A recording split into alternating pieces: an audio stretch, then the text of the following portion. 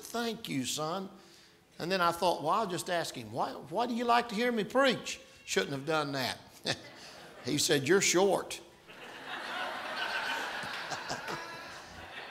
Truth is the truth. Out of the mouths of babes, praise is perfected. Job is the oldest book in the Bible. See, sometime when you pick your Bible up, someone said, well, Genesis is the oldest book in the Bible. Well, really, Genesis was recorded under the prophetic hand of God on Moses as a prophet.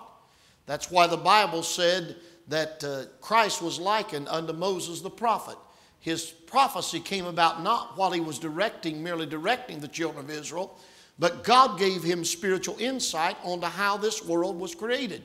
Now, God's the only one that really knew how it was in the beginning. Many of the angels even that were there have now fallen. But now we realize that God, through the inspiration of the Spirit of God, moved on the prophet of God, and he pinned down the words, in the beginning, God created the heavens and the earth. And by the way, they can take it out of every textbook and say it's not so and follow any other silly theory they want to follow.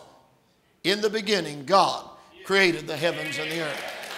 Now, they can teach you that you come from a monkey. They can try to tell you that you were a tadpole. They try to tell you you were slime and all of that. But I'm here to tell you, I never had a relative one in my background and in all humanity that ever swung by the tail. A few of them might have swung by the neck, but none of them's ever swung by the tail. I promise you that. God made us. God made us. But as far as the oldest book in the Bible, it is the book of Job. In Job, it's something to think about. The oldest book in the Bible deals with trouble, which tells me as long as man has been on this world, and as long as there is sin in this world, and as long as there is Satan running to and fro in this world, that we're going to have some trouble. Now, there's the trouble that we create for ourselves. There's the trouble that's created because of sin. But ultimately, you do need to know you've got an enemy. They sang tonight 2 or 3 songs about the victory that we have. Victory, why? Because they said we have an enemy. The enemy seeks us out. The enemy would love to destroy us. And his name is Satan. And the oldest book of the Bible tells us that the servant of God, an upright man, a man that feared God, a man that fled from evil, a man that hated evil. Here is this terrible enemy called Satan. And when we read about Satan, we find out in Job chapter 1 and verse 6, now there was a day when the sons of God came to present themselves before the Lord, and Satan came also among them. And the Lord said unto Satan, whence comest thou? Then Satan answered the Lord and said, from going to and fro in the earth, and from walking up and down in it. Amen. Now there's 2 things that I know for sure about Satan. And I think many of you will agree with us. A lot of things I don't know about Satan. But there's 2 things I know for certain. Number 1, I hate him. Amen. And number 2, he hates me.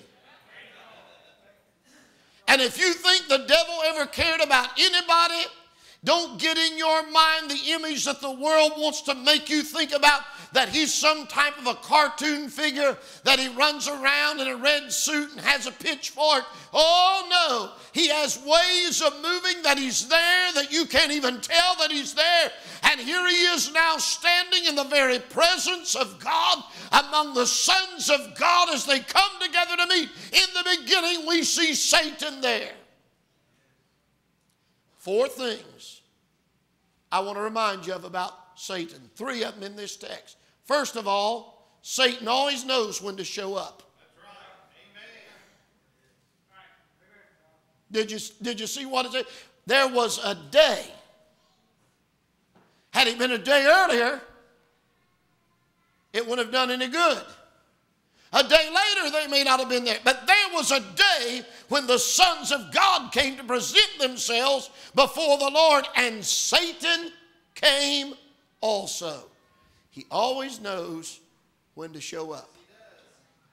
I would venture to say that every preacher, every pastor in this church wishes that their congregation was as faithful as the devil is to show up for church. A fellow told me one time, said, our church has never been bothered by the devil. I said, then you're not doing anything for God. If you're not doing anything for God, he doesn't show up. But when you come to present yourself to God, you can rest assured the devil's going to show up.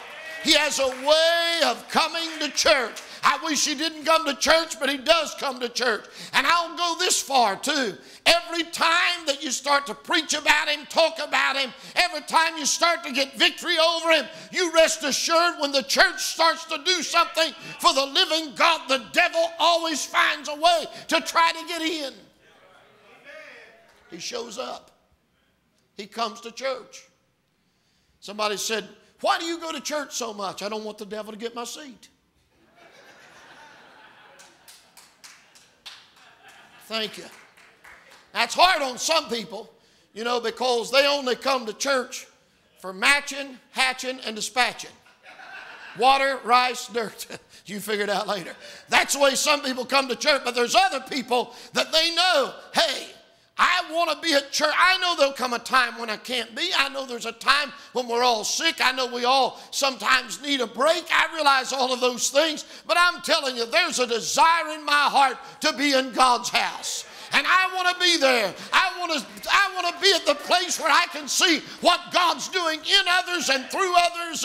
No wonder that we ought to have a love for the church. I love that you can talk about anything else you want to talk about. But when you start talking about the church, you better watch out, because I'll stand four square for the church.